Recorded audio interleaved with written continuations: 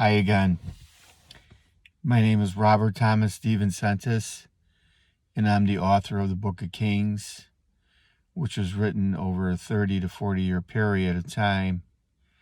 And this book deals with aftermath science, which is the final revelation of God actually given at the beginning of the world.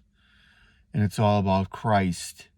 The entire Bible points and leads towards Jesus Christ.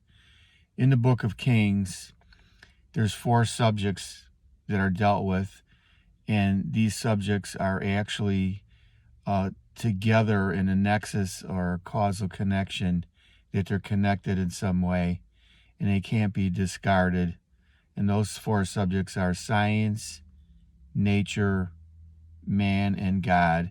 And from those comes aftermath science, which can be found in the Bible itself. These things are not actually hidden, but they're in front of you.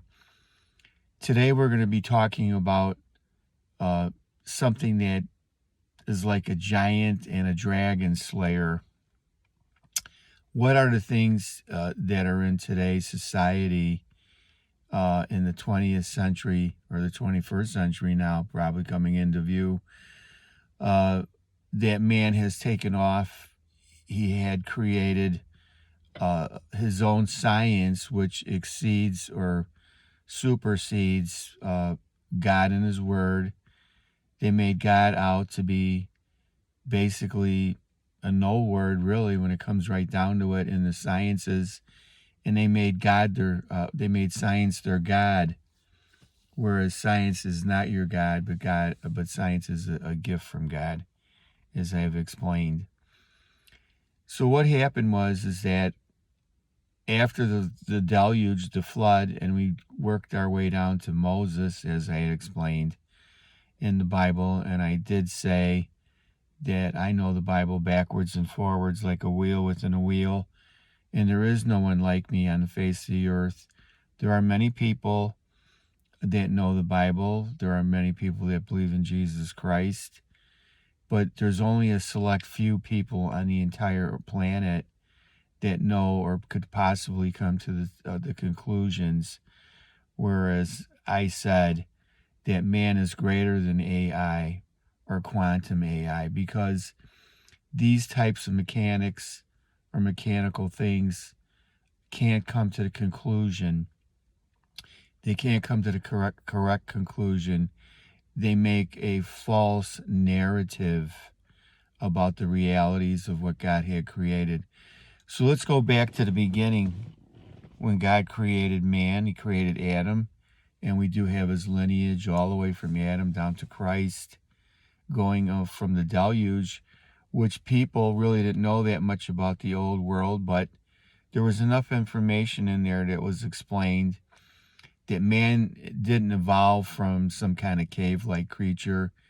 No, he was miraculously made from the elements, the earth, and then Eve was taken out of him, and then from them we have the procreation between them that brought about the entire human race, which does not follow the science of our day.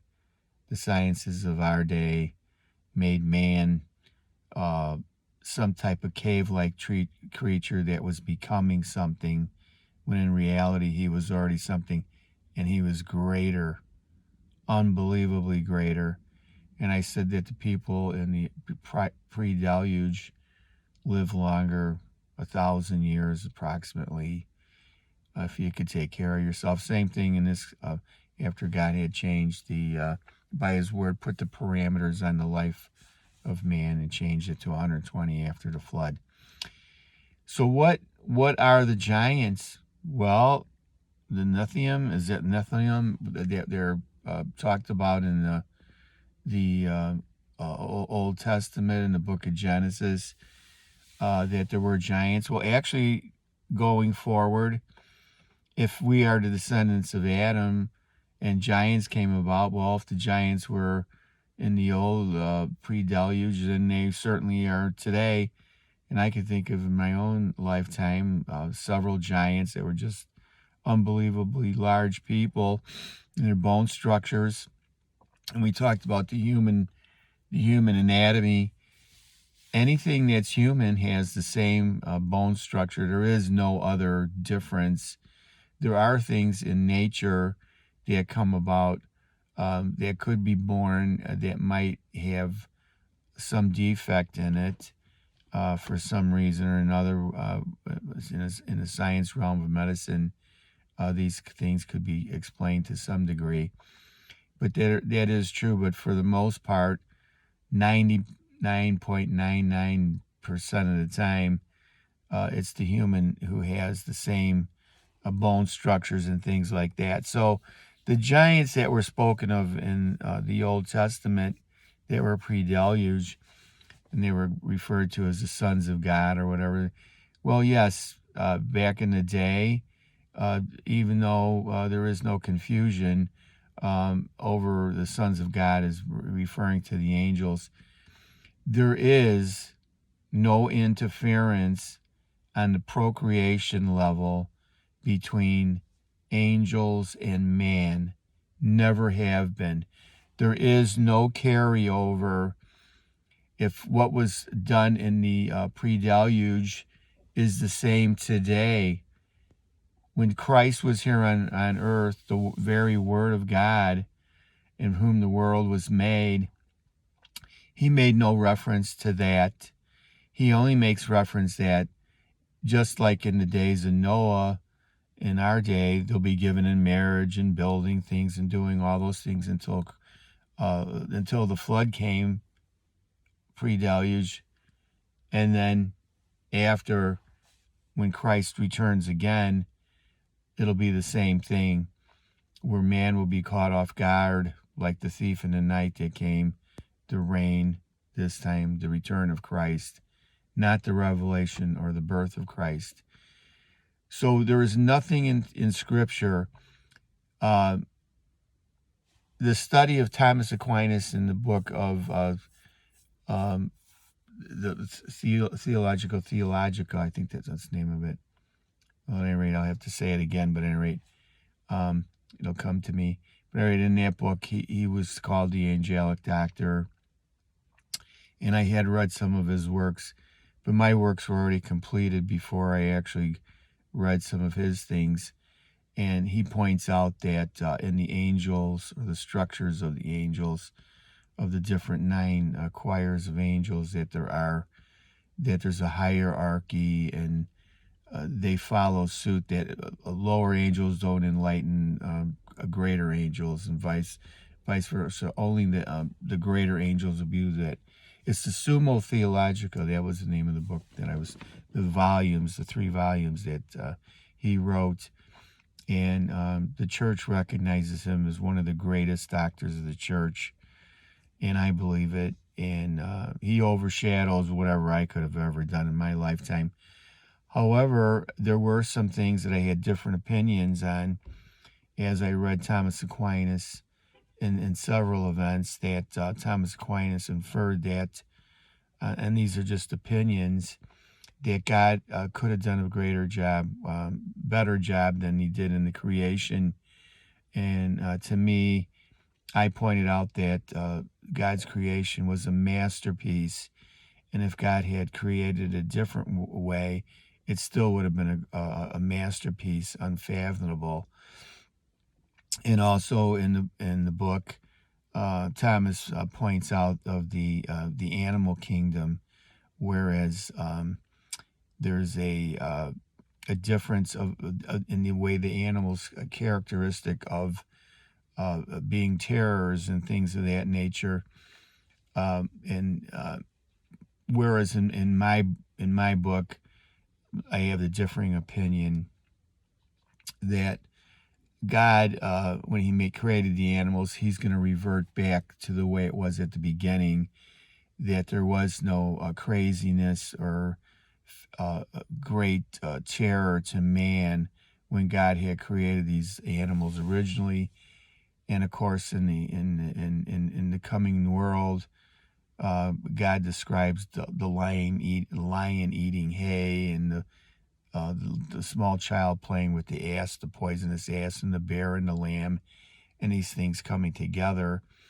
So there is a change there too, and the change took place basically when the deluge happened in the animal kingdom, and the fear of man was placed into the animals. So when we get back to dragon slayers and giant slayers and these types of things, there was no a carryover. What was in the old world is also followed through in the new world, and that was the violence, the lust toward women, the things that broke the commandments, which, and I said, were in place. So we have Moses bringing about the commandments that he was given to by God, and those commandments are the 10 Commandments that govern and lead our world, and that's supposed to be. In the United States of America went over this Christian nation, backslidden away from God, and this is a terrible thing that's happened. We talk about things, or I talk about things that in the current age that we live in, that man is trying to find the spark of life and life on other planets, which is a dead end. He's never going to find those things. He comes up with great stories and theories that are brought about daily by the scientific community, because now they have big telescopes and they're able to go out into the cosmos to some degree and look at things that God had made. And of course, they have to have the explanation for everything. But God did not make aliens to interfere with man. There's nowhere in the Bible, period, that aliens attack man and a man has to worry about the things out there, because God had created the world good in his word. So if you think I'm kind of rambling today, I'm trying to show a connection between the things of what man believes today, and I compared them to Pharaoh's magicians. The scientific community in many aspects have the craziness that distance man from God. It's secularism, and it brings about a no God in the relationship between the sciences and God, which is God is the premier and the foremost, and always should maintain that. So how do I know these things? How did I come to the conclusions of what could possibly be in the world that we live in? And I explained that everything was encapsulated in the Bible itself, about the earth and about the heavens, about the blueprint in the book of Genesis, just like the 10 Commandments, the blueprint of how God brought everything about miraculously, and then put into each of these things from the miraculous the ability to bring about the same things over and over and over again. So it's not some kind of science that's building and making nature with its own brain to do these things. The world has a predisposition and built into the creation that God had made, and these things are constants. So we point out with the angelic beings that they're not like man, that man was created a little lower than the angels, and that the ability for angels and for man to have, when I say mankind, basically, that includes the woman and mankind and women, men and women, would not have the capabilities to bring about offspring. If you look generally as a rule, and these things were pointed out, I believe, by one of the past popes, Ratzinger, who was a cardinal, I guess, before he became a pope. And he points out that one of the characteristics, and it's also pointed out in the Bible, that angels, the fallen angel, Lucifer, his name, or Satan, he hated women. He hates women, so there is no desire there, nor neither would there be, because Satan is not against himself. He's out to destroy mankind, and that would follow through. So if we have angels that were committing some type of relationship with females on our earth, that's not a carryover. What happens is that the angels can enter into a person. They're demons. They can beguile a person, but they can't have a relationship to bring about offspring, to create giants.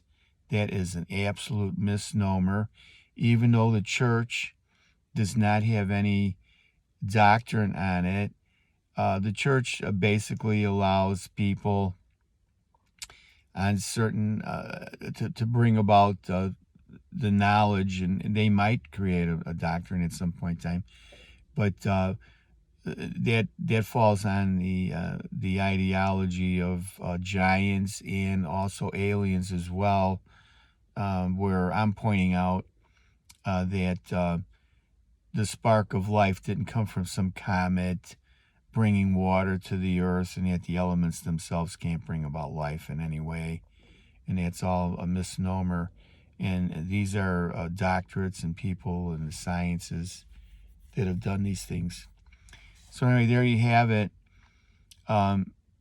You don't want to be distanced from God by the things that God had created, the stars, the moon, and all these things being created after the earth.